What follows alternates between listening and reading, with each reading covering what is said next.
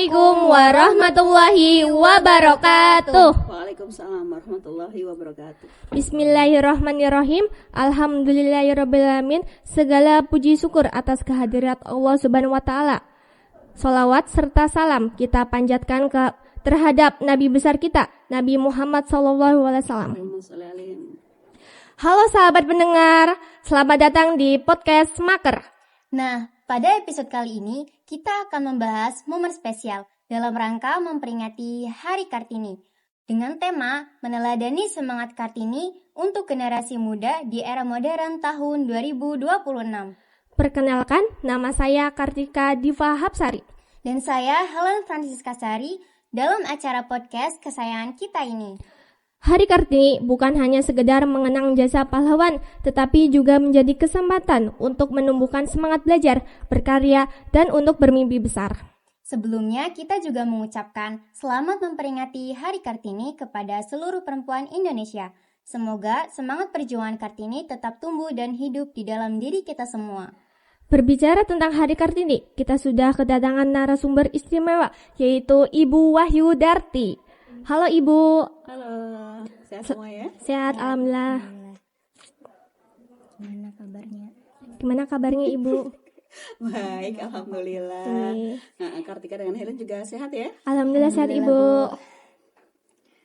Hari ini kita ngomongin apa sih ya? Mau bahas tentang Hari Kartini. Iya. Silakan, apa yang mau kita diskusikan? Nyampein topik. Jadi teman-teman, Hari Kartini yang diperingati setiap tanggal 21 April merupakan momen penting untuk mengenang jasa Raden Ajeng Kartini dalam memperjuangkan hak perempuan, terutama di bidang pendidikan. Di era modern seperti sekarang, semangat Kartini masih sangat relevan. Perempuan memiliki kesempatan yang sama untuk belajar, berkarir, dan berkontribusi dalam berbagai bidang. Namun, tantangan yang dihadapi generasi muda di era saat ini tentu berbeda. Oleh karena itu, penting bagi kita untuk tidak hanya mengenang jasa beliau, tetapi kita juga harus bisa meneladani semangat juang Kartini di dalam kehidupan sehari-hari. Baik Ibu, kita langsung ke sesi pertanyaan. Jadi, bagaimana pandangan Ibu tentang peringatan Hari Kartini di masa sekarang? Pandangan saya sebagai sesama wanita, Raden Ajeng Kartini itu kan lahir tanggal 21 April ya, sehingga setiap tanggal 21 April kita peringati jasa-jasa beliau sebagai pahlawan wanita, terutama dalam hal pendidikan ya, itu sangat besar sekali. Kenapa kita menjadikan beliau salah satu pahlawan istimewa di Indonesia? Itu karena pada saat zaman beliau lahir dan hidup, itu kan lahir tanggal 21 April 1879 ya. Selama hidupnya dia sebagai putri seorang adipati Rembang ya, ternyata walaupun dia seorang ningrat Jawa ya, ningrat Jawa kan biasanya spesial karena bukan penduduk pada umumnya. Seorang wanita ningrat bangsawan yang ketika melihat Indonesia waktu itu dijajah Belanda atau enggak? Iya Ibu. Iya, masih dijajah Belanda kan? Masih. Pada saat dijajah Belanda, pendidikan rakyat Indonesia otomatis tidak begitu penting ya, karena yang namanya penjajah Belanda itu kan menyangkut bukan cuma harta benda saja yang dikuras, tapi mereka juga tidak ingin kalau negara yang dijajahnya itu jadi pintar. Iya, Ya, betul. itu mungkin yang menjadikan R.A. Kartini itu istimewa karena dia tidak memikirkan diri sendiri. Ya kan? Bagaimana saya bisa mengatakan bahwa dia tidak memikirkan diri sendiri, padahal dia di lingkungan bangsawan, anak orang kaya, punya jabatan penting, ya kan? Dia aman di situ. Tapi ternyata jiwanya dia sebagai seorang muslimah itu tidak berhenti hanya untuk dirinya sendiri, ya. Tapi dia memikirkan, aku hidup di Indonesia sedang dijajah. Saya lihat rakyatnya miskin iya, bodoh iya, ya kan? Tentang kebodohan berarti pendidikan ini nih bagaimana saya mau mengajak masyarakat Indonesia untuk memikirkan kemerdekaan Indonesia kalau misalnya mereka masih bodoh, mereka tidak berkembang wawasan ilmunya. Itu seperti itu. Sehingga sangat wajar sekali kalau misalnya beliau dijadikan sebagai wanita perintis, ya, wanita perintis yang berusaha untuk memperkenalkan bahwa wanita itu tidak harus kalah dari laki-laki, bukan nomor 2. Tapi dia bisa nomor 1. Apa yang menjadikannya wanita itu berbeda? Salah satunya adalah ilmu pengetahuan. Pendidikan gitu. Iya, betul. Ya, pendidikan. Jadi saya membayangkan pada saat itu ada penjajahan Belanda, masyarakat Indonesia miskin, kemudian bodoh juga, tidak semua rakyat punya kesempatan untuk belajar. R.A. Kartini punya ide untuk membuat sanggar gitu ya, sanggar pendidikan. Itu dia punya keinginan untuk, ayo dong kita bareng-bareng pinter nih wanita Indonesia. Gitu, seperti itu. Itu kan berarti apa? R.A. Kartini berarti dia berani. Satu, dia kuat. Ya, orang kuat kan pasti berani. Dia bisa memanfaatkan potensi keluarganya, dia bisa memanfaatkan kekayaan kebangsawanannya itu untuk menjadi modal menularkan kepada wanita yang lain untuk ayo yuk kita bareng-bareng belajar. Soalnya apa? Kalau wanitanya kuat, negaranya kuat. Itu seperti itu. Iya, Ya. Bu. Itu pandangan Ibu tentang R. Kartini. Ibu, Ada lagi yang terima harus kasih. yang ditanyakan? Baik, yang kedua, menurut Ibu, mengapa penting sih bagi generasi muda untuk meneladani semangat perjuangan Kartini di era sekarang? Pentingnya apa ya? Kalau anak muda zaman sekarang masih rajin belajar nggak? Tergantung ya sih, Bu. Ya, kita suka dengar ada istilah kemampuan literasi, kemampuan numerasi ya. Ya kan? Coba, kemampuan literasi itu yang pernah Mbak Kartika sama Helen dengar tentang apa itu? Tentang membaca. Iya, kemampuan membaca. Ya kan? Ini dari kemampuan membaca aja kita bisa melihat sosok R.A. Kartini itu orang yang rajin membaca atau tidak? Rajin, Ibu. Nah, coba sekarang kita lihat nih generasi yang sekarang. Generasi yang sekarang. Kenapa sih sampai pemerintah itu mencetuskan ada program literasi dan numerasi? Pasti ada latar belakangnya kan? Iya, Bu. Kalau tidak ada masalah dengan generasi ini tentang kemampuan literasi atau membaca, mungkin pemerintah tidak akan mencetuskan ide itu. Ya, artinya apa? Jangan-jangan kondisi zaman sekarang dengan kondisinya Raden Ajeng Kartini yang waktu itu ada penjajahan Belanda sama. Ya, cuman di sana tidak ada kesempatan untuk membaca karena dijajah. Ya, kalau sekarang karena rasa malas. Nah, itu dia. Ya kan? Artinya apa? Artinya ternyata kondisi waktu dijajah Belanda maupun yang sekarang berarti dijajah apa dong? Mungkin media sosial ya, Bu. Ya, Bu. Teknologi ya? Gadget. Gadget. Salah satunya yang sering dipegang sama siswa apa? HP biasa. HP. Ya, HP. Bisa secara implisit itu. Wah, berarti generasi sekarang itu kenapa kemampuan literasinya rendah? Karena dijajah oleh HP. Teknologi. Kalau zamannya Raden Ajeng Kartini, kemampuan ilmunya itu rendah, itu karena dijajah oleh bangsa lain, Belanda. Ya, berarti penting dong kita belajar tentang jiwanya R.A. Kartini.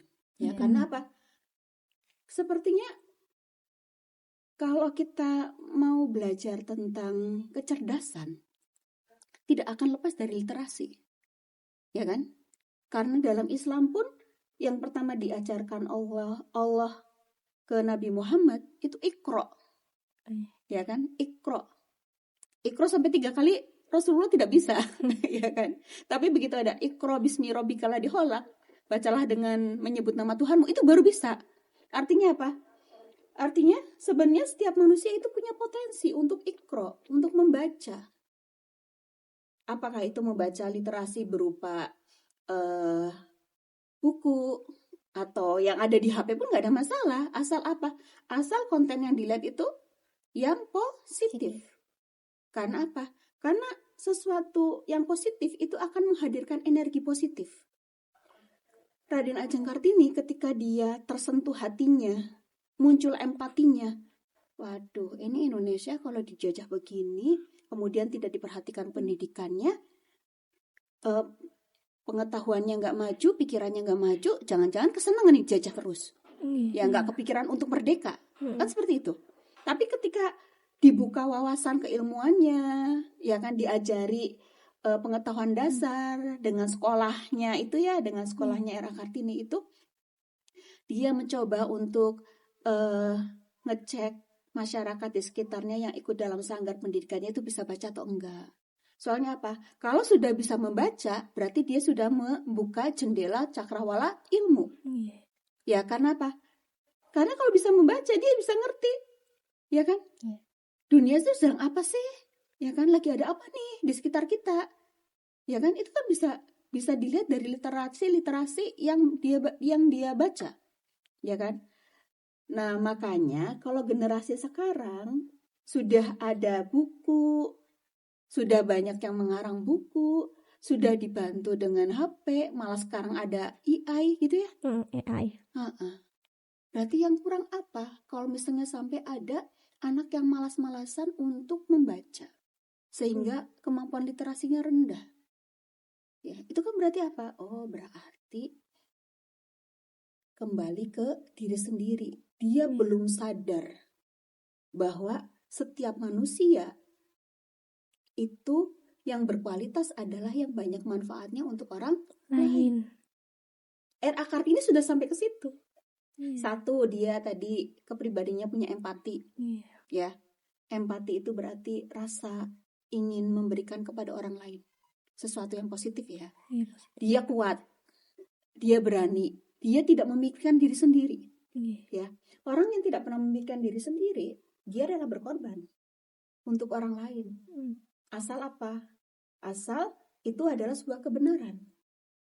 Ya kan? Membuka cakrawala wawasan pendidikan, terutama wanita Indonesia, itu adalah suatu kebenaran. Sehingga R.A. Kartini mau berjuang untuk membantu mereka yang masih kurang literasinya. Kalau zaman sekarang istilahnya literasinya ya, kurang ilmunya. Karena apa? Sebagai seorang bangsawan, dia paham bahwa ilmu itu harus dimiliki oleh setiap manusia. Karena dengan ilmu pengetahuan, maka dia tidak akan buta. Dia bisa jadi pemimpin, bukan hanya sebagai pengikut. Ya, apalagi posisinya sedang dijajah oleh Belanda. Ya kan, kalau nggak pintar bagaimana mungkin kita bisa memikirkan strategi melawan Belanda dengan hanya senjata bambu runcing, sedangkan mereka senjatanya lengkap. Ya, nah peranan wanita pada saat itu apa? Coba kalau dijajah oleh Belanda, berarti wanita Indonesia saat itu banyak sekali ya janda-janda yang kalau misalnya suaminya terbunuh, ya kan, atau suaminya kerja paksa keluar rumah, sedangkan dia harus mengasuh anaknya. Mengasuh rumah juga. Iya betul.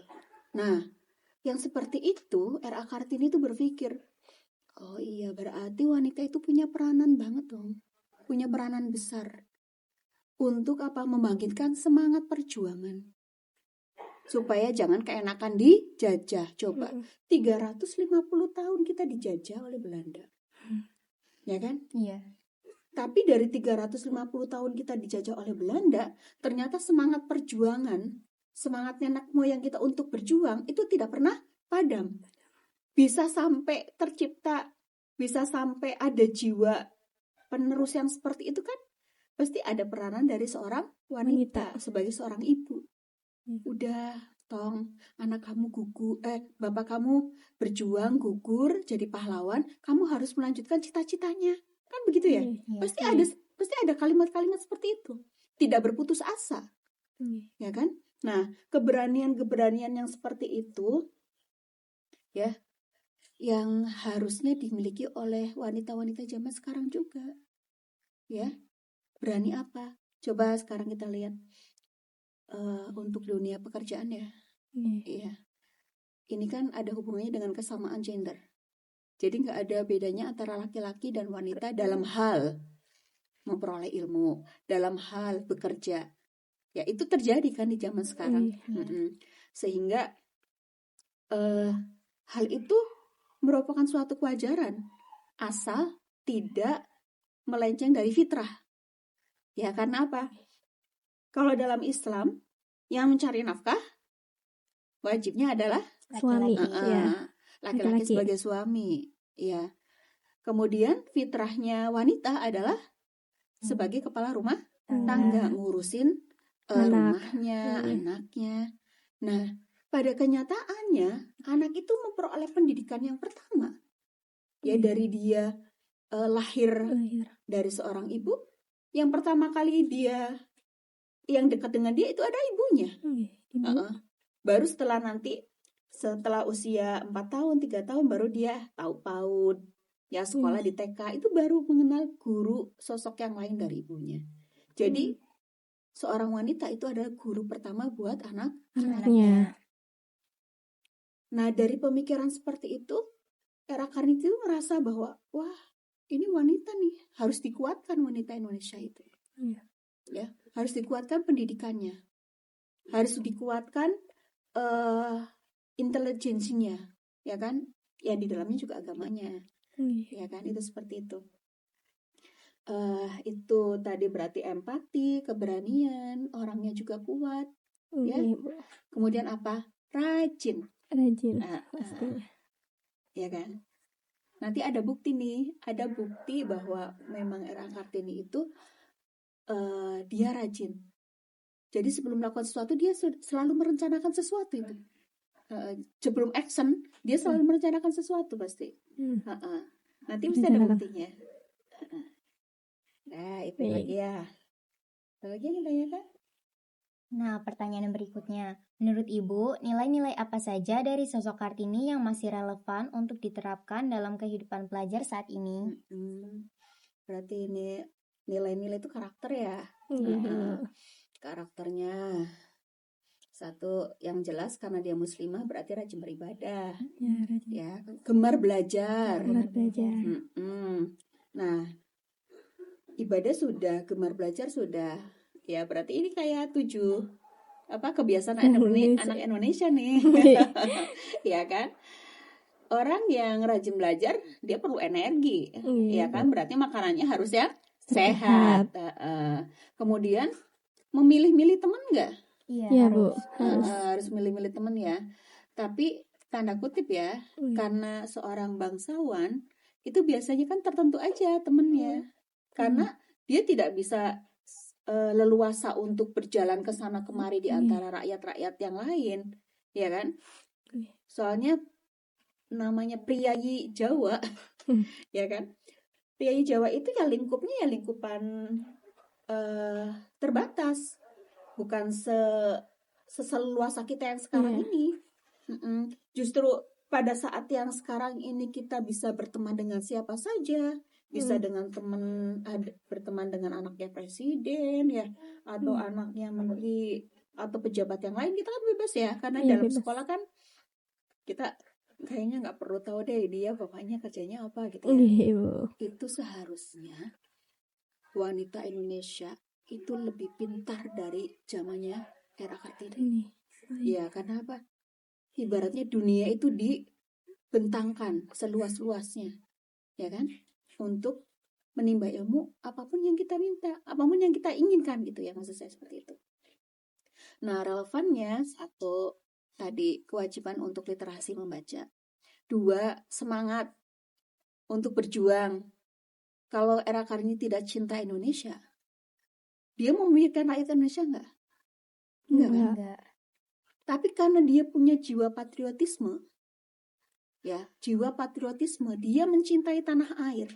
Akhirnya dia kepikiran, wah, apa sih yang bisa saya sumbangkan untuk tanah air ini? Nah, bikinlah sekolah putri, sekolah untuk wanita-wanita. Itu berarti bukti. Nah, itu relevan nggak dengan zaman sekarang? Patriotisme itu, jiwa patriotisme itu masih relevan nggak dengan zaman sekarang? Berkurang sih, Bu. Enggak ya, kurang. Kurang Berkurang, kan? ya. Iya. Berarti kita kalah dong Kalah. dengan Raden Ajeng Kartini ya. Iya. Nah, sekarang kok bisa bilang kalau patriotisme sekarang kita itu kurang? Karena wanita itu kayak apa ya? Buktinya apa? Seperti itu. Paling gampang kalau upacara iya. bendera. Pemimpinnya ya. Iya, coba pada saat kita upacara bendera, kita berdiri di lapangan itu berapa menit? 30 menit biasanya. Sekitar itu. Sekitar. Bisa nggak disiplin? Bisa nggak mengendalikan diri untuk tutup mulut? Rata-rata tidak. Rata-rata. Mengikuti kegiatan upacara bendera dengan hikmat. Itu kan salah satu contoh kegiatan yang cinta tanah air kan? Iya. Itu aja susah zaman sekarang. Karena apa? Karena mereka tidak pernah membayangkan bendera yang nanti dikibarkan ke atas itu, ya kan? Di situ banyak sekali pengorbanan para pahlawan. Zaman dulu, waktu benderanya Belanda itu yang ada di atas tiang itu kan berusaha untuk diganti jadi benderanya Indonesia merah putih, ya kan? Berapa darah itu yang harus ditumpahkan ke bumi Indonesia? Ribuan Iya sih kan? banyak. Dengan 350 tahunnya itu loh. Iya, jadi bukan hal sepele, bukan hanya hal sekedar mengibarkan bendera dari atas ke bawah. Dari bawah ke atas gitu ya, kebalik ya. Dari bawah ke atas ya dikibarkan begitu saja, kemudian kita hormat bendera. Ya kan, esensinya itu bukan hanya itu kegiatannya. Tapi di dalamnya ada penghormatan jasa para pahlawan. Iya, 350 tahun itu berapa juta rakyat Indonesia Udah yang banyak, berkorban. banyak Ya, banget. berapa air mata yang menetes dari ibu ketika anaknya gugur gitu ya, sebagai pahlawan. Berapa banyak air mata istri, ya kan, ketika suaminya gugur di medan perang itu, ya kan. Nah, disuruh berdiri, anteng, disiplin, mengikuti kegiatan upacara, itu pun belum bisa mengendalikan diri. Masih ngobrol, masih cengenges ya. Itu sangat disayangkan. Jadi kalau saya bilang tentang relevansinya, seharusnya kalau kita sadar bahwa Indonesia itu merdekanya bukan karena hadiah dari penjajah, harusnya kita benar-benar menghormati dan mencintai leluhur kita, nenek moyang kita sebagai pejuang. Kita harus begitu, ya. Karena apa?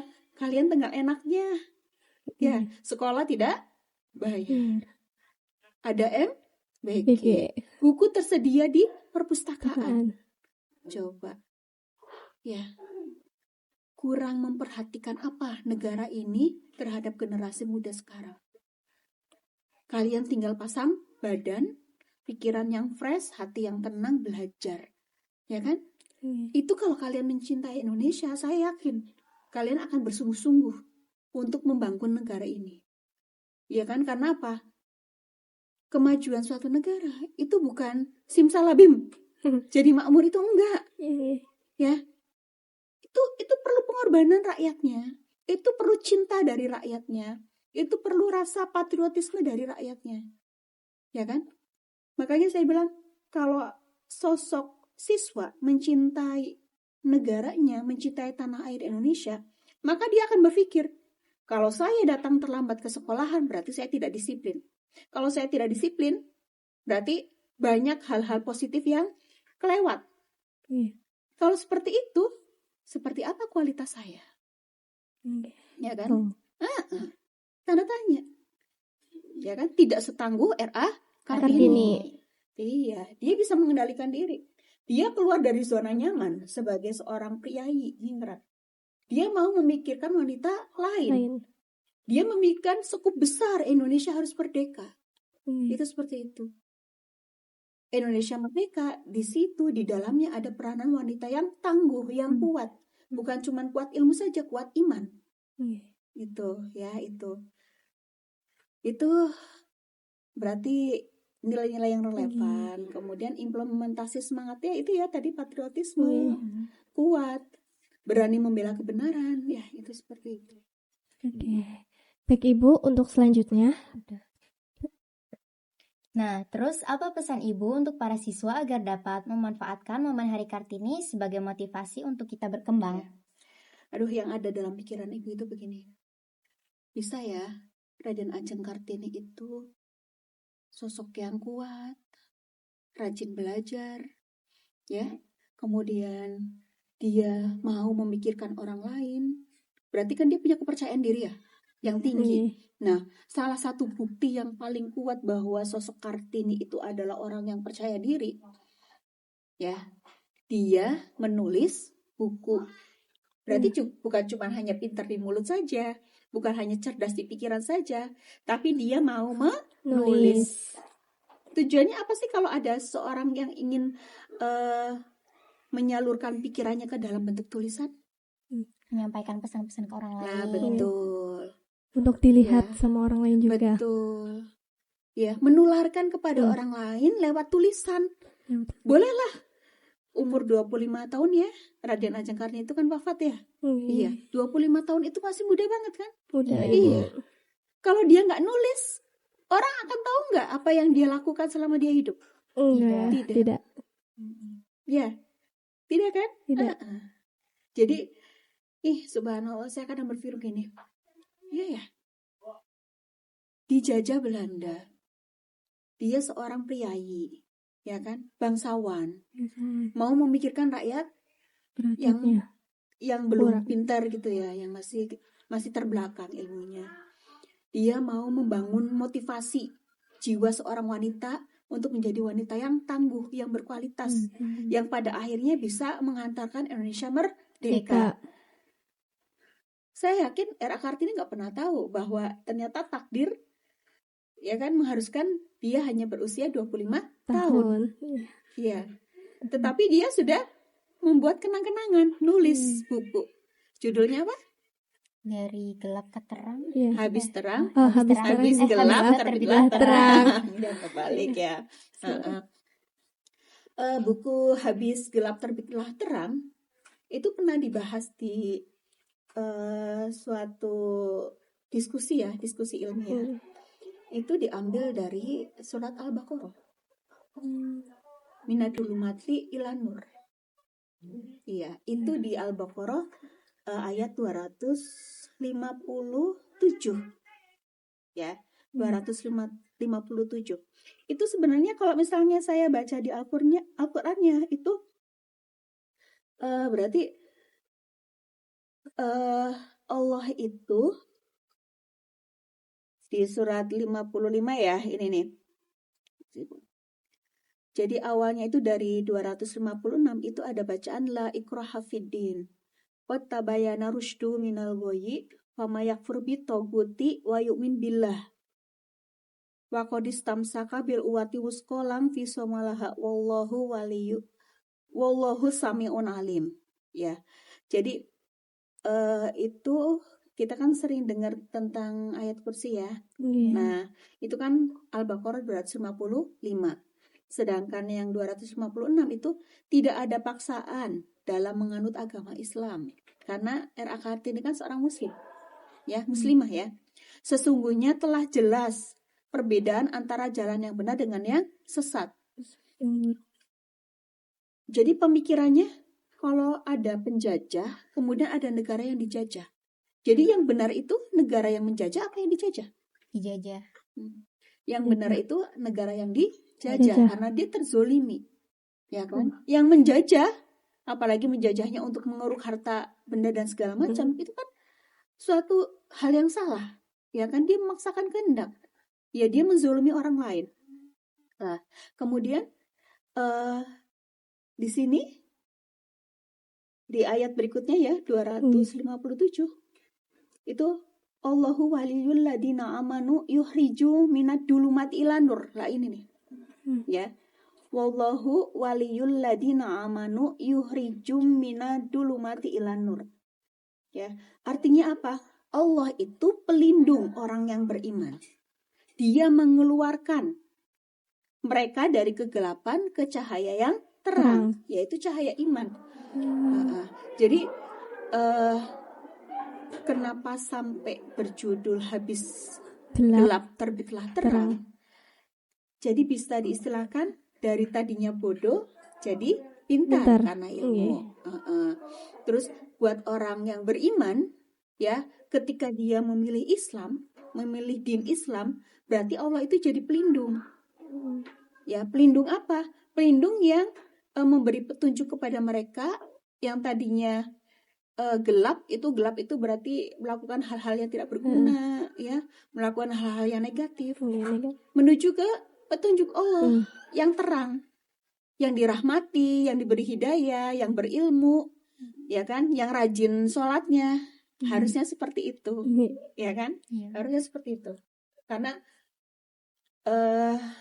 hebatnya Raden Ajeng Kartini, dia bukan hanya menularkan semangat perjuangan sebagai seorang muslimah, dia tidak hanya menularkan semangat dan rasa cinta tanah air yang besar, sampai dia memikirkan peranan wanita dalam kemerdekaan Indonesia, juga dia memikirkan bahwa hal-hal yang negatif ayo ditinggalkan.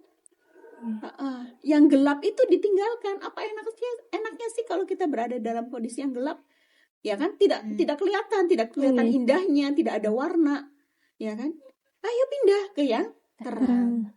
Jadi bodoh ke yang pintar. Jadi yang tidak punya empati punya empati. Yang tidak sayang, tidak cinta dengan negara Indonesia jadi cinta dan sayang terhadap Indonesia. Ya kan? Enak kan kalau kita menebarkan kasih sayang. Itu ya. Kemudian saking sayangnya, saya mau nulis lah. Nulislah buku Habis Gelap Terbitlah Terang. Jadi pesan ibu, apapun ilmu yang kalian kuasai, cobalah untuk menulis walaupun hanya satu kalimat.